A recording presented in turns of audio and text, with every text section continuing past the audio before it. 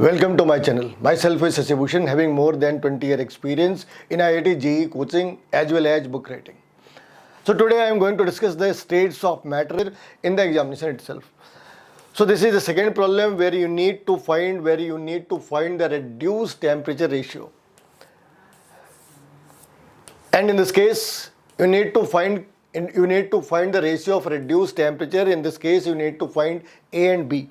In the second part, in the second volume, I will consider those problems which need a considerable amount of brain. But for this as far as this part is concerned, this need just general awareness, whether you are generally aware or not.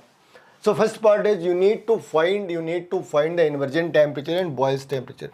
As far as Boyle's temperature is concerned, it is the range of pressure up to which a real gas behaves like an ideal gas. Because Boyle's law, Charles' law, all these gas laws are applicable to ideal gas only. It is not applicable to the real gases. So as long as the Boyle's law is applicable, it is considered as an ideal gas. What's the formula is there? This is the definition TB, and this can be defined as A by RB. Then what's the inversion temperature? It is the temperature up to which a gas shows cooling effect. Above this, it shows heating effect. What is the formula for that? It's a Ti is equal to 2A by RB. It means it's a difference of 2 only. If you calculate this one, you can find this part, or if you find this part, you can calculate this part. So suppose I want to find this part. T inversion temperature. This is 2 multiplied by what is the value of A? Value of A is 0.246 divided by 0.0267 multiplied by R. What the value of R should be taken? It's a concern. Why? Because if you take the 8.314, you are going to do a wrong thing. 8.314 joules is the wrong answer. तुम इसे ले नहीं सकते. क्यों? क्योंकि A की unit ATM के अंदर दे रखी है और ATM लीटर के अंदर R की यूनिट 8.314 तो नहीं हो सकती. तो यहाँ पे तुम्हें 8.314 नहीं लेना, यहाँ पे तुम्हें लेना है 0.0821. और अगर ऐसा करा तो Ti की वैल्यू कितनी होनी है? Ti की वैल्यू हो जानी है 220 केल्विन. अब अगर तुम्हें ये फाइंड आउट करना है तो एक तो तरीका ये है कि तुम पूरी कैलकुलेशन करो. दूसरी बात, इसे सीधा 2 से डिवाइड कर दो. इस वाली वैल्यू को तुमने 2 से डिवाइड कर दी तो 110 केल्विन आ गई आंसर. 110 केल्विन आ गई. तो आंसर क्या है? 110 केल्विन. TB है और TA क्या है? TI क्या है? 220 केल्विन. तो ये तो तरीका था सिंपल से, मतलब तुम्हें पहले ही बता रखा है कि इन प्रॉब्लम्स के अंदर IQ की तो बिल्कुल ज़रूरत नहीं है. इनके अंदर IQ की बिल्कुल ज़रूरत नहीं है. जो जिस चीज़ की ज़रूरत है वो है कि क्या तुम्हें फॉर्मूला पुट करना आता है. फिर इसकी ज़रूरत क्या थी? इसकी ज़रूरत ये है कि मेंस तक लोग इसके बारे में ज़्यादा डिस्कस नहीं करते. एडवांस में वो मैथ्स द कॉलम के अंदर इसे डाल देते. तो वहाँ पे ठीक है, ये बहुत ज़्यादा कॉम्प्लिकेटेड प्रॉब्लम नहीं है, मगर इतने तो हैं कि तुम्हारे मार्क्स कट कर सकते.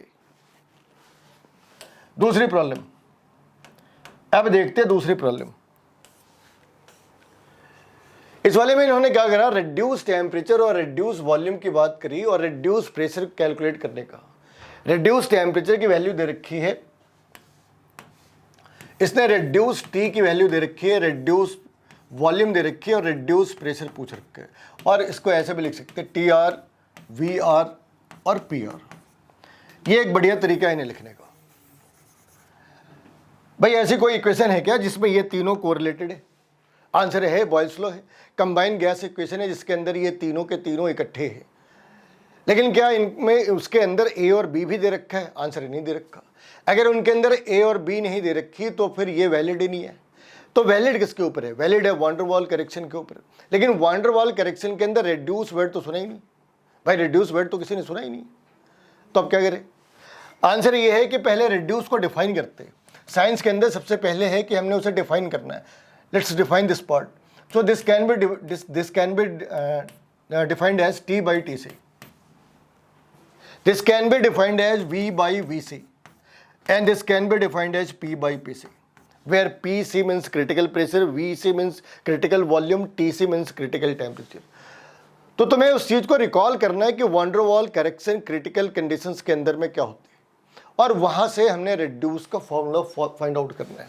तो ये रिड्यूस का फॉर्मूला ज़्यादा मुश्किल नहीं है, हमने क्या पढ़ रखा है, P R plus 3a whole square, 3v square, sorry 3vr square, this is a 3vr square, a by 3vr square. फिर v माइनस एन बी की जगह पे क्या लिखना है, v माइनस एन बी की जगह पे क्या लिखना है, तो v माइनस एन बी की जगह पे आना है 3vr minus 1 is equal to nRT की जगह क्या लिखना है, 8tr। ये इनका फॉर्मूला है, ये इनका फॉर्मूला है 8tr। अब इस वाले फॉर्मूले के ऊपर अगर हमने इनको पुट करा, इस वाले फॉर्मूले के ऊपर हमने पुट करा, हमने तो फाइंड आउट क्या करनी है, हमने फाइंड आउट करनी है पी आर। तो उसे फॉर टाइम बिंग ऐसे लिखा, वी आर की वैल्यू कितनी दे रखी है, रिड्यूस वॉल्यूम कितनी दे रखी है, 0.4 होल स्क्वायर, और फिर इस वाली साइड पे 3 into 0.4 minus 1 is equal to 8 into T R की वैल्यू कितनी दे रखी है, 0.7277। यहां से तुमने पी आर मैनेज करनी है, यहां से तुमने पी आर मैनेज करनी है, ज़्यादा मुश्किल काम नहीं है, अप्रॉक्स 11 आना है, 10.88 इसकी एग्जैक्ट आंसर है।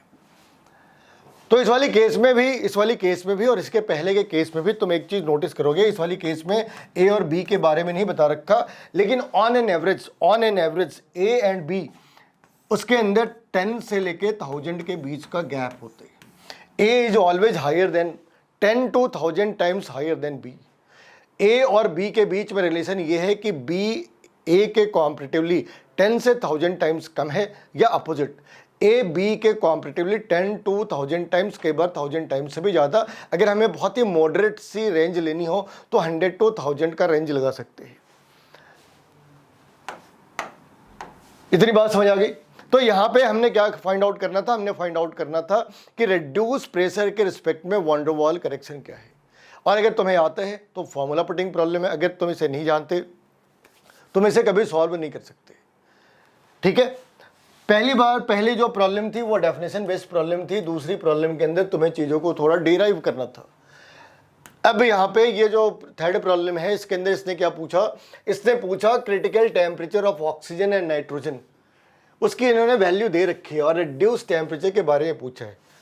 तो अगर तुम्हें फॉर्मूला पता है तो ये चीज़ें बहुत ही आसान है, ये 10-20 सेकंड के अंदर तुम इसे कैलकुलेट कर सकते। कैसे कर सकते हो वो देखो।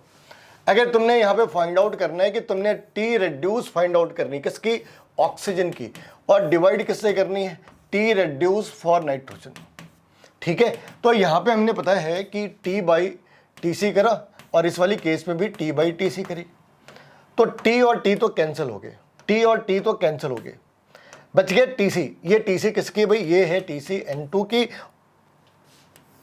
ये टी सी है O2 की, और ये टी सी है N2 की। तो फाइनली अपने पास क्या रेशियो है, अपने पास रेशियो है TN2 बाई TCO2।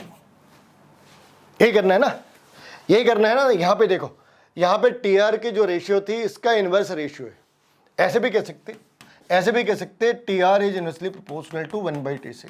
तो हमने TR निकालनी है तो क्या करा, TC के अपोजिट हमने आंसर निकाल लिए। इसे ऐसे भी लिख सकते हैं, इसे ऐसे भी लिख सकते हैं कि TR into T C is equal to 1, और इस वाली फॉर्मेट के अंदर इसे फाइंड आउट कर सकते हैं, और let it be constant T। तो यहाँ पे हमने क्या करना है, यहाँ पे हमने इनकी रेशियो निकालनी है। इनकी रेशियो कितनी है, क्रिटिकल टेम्परेचर ऑफ ऑक्सीजन कितनी दे रखी है, तो 155 है और 126 है। फाइनली ये 126/155 हो जाना है। अगर ये 155/126 होता तो आंसर 1 से थोड़ी ज़्यादा होनी थी।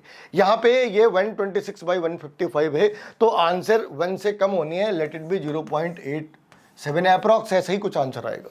0.87 या 85 ऐसे ही कुछ अप्रॉक्स आंसर आना चाहिए, या उससे भी थोड़ी कम। तो 0.8 ज़्यादा सेफ साइड है।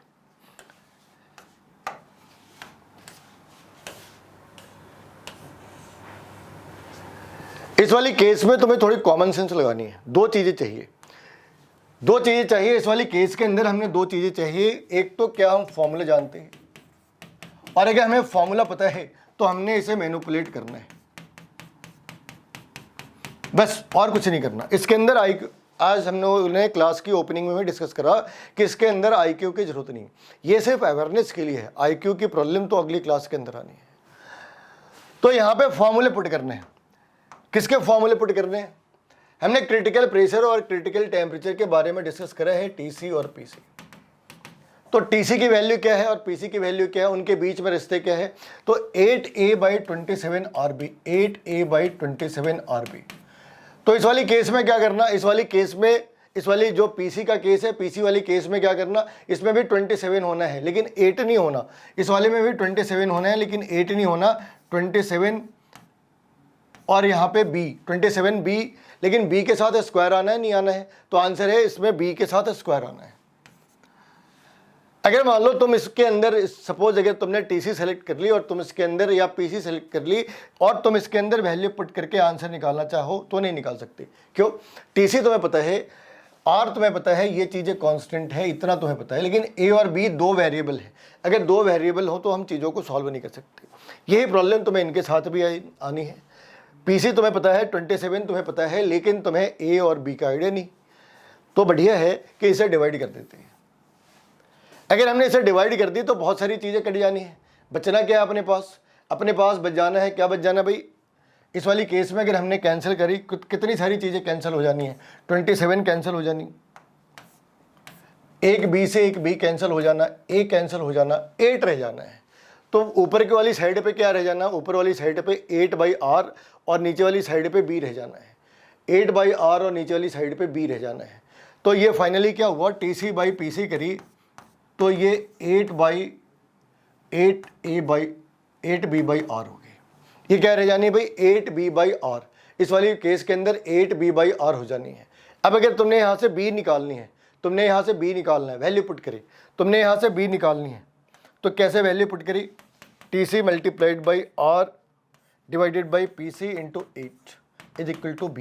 TC की वैल्यू कितनी दे रखी है? TC की वैल्यू 30 डिग्री दे रखी है, तो 303 केल्विन हो गई। R की वैल्यू ऑब्वियस सी बात है, यहाँ पे भी 0.0821 लेनी है, 0.0821, 0.0821 डिवाइडेड बाई PC की वैल्यू कितनी है? 72। ATM में दे रखी है, चेंज करना है, आंसर है नहीं चेंज करना।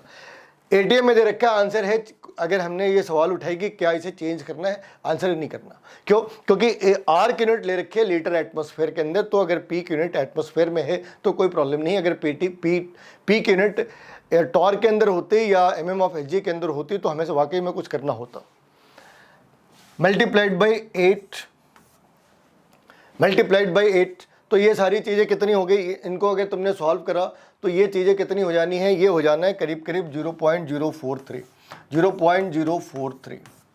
ये वैल्यू हो गई 0.043। अब जो b की वैल्यू है ना, a की वैल्यू है, तुम ये मान के चलो इससे 1000 टाइम्स ज़्यादा होनी है, तो वो करीब 4.3 तक तो थ्योरेटिकल लिमिट है। अब इसे कैलकुलेट करके देखते हैं कि एक्चुअली कितनी आनी चाहिए। तो अगर हमने यहाँ पे इस वाली वैल्यू को पुट करा, किसी के अंदर ही पुट करके देख लो कि अगर मान लो हमने PC के अंदर ही पुट करा तो PC कितनी दे रखी है? 72 इज इक्वल टू A हमने पता नहीं, 27 into 0.043 whole square. So A is going to be approx 3.5, A is going to be approx 3.5। तो यहाँ पे A की वैल्यू आ गई 3.5 अप्रॉक्स और B की वैल्यू आ गई 0.043। तो अपने दोनों आंसर निकल आए, A भी निकल आई और B भी निकल आई। अब यहाँ पे ये सारी चीज़ें हैं उनके लिए जहाँ पे अवेयरनेस की जरूरत है, क्योंकि तुम ऐसे प्रॉब्लम सॉल्व करने के लिए यूज टू नहीं हो। जो नेक्स्ट वीडियो होगी, wait for the next video. In the next video we are going to discuss about the problem that needs the IQ।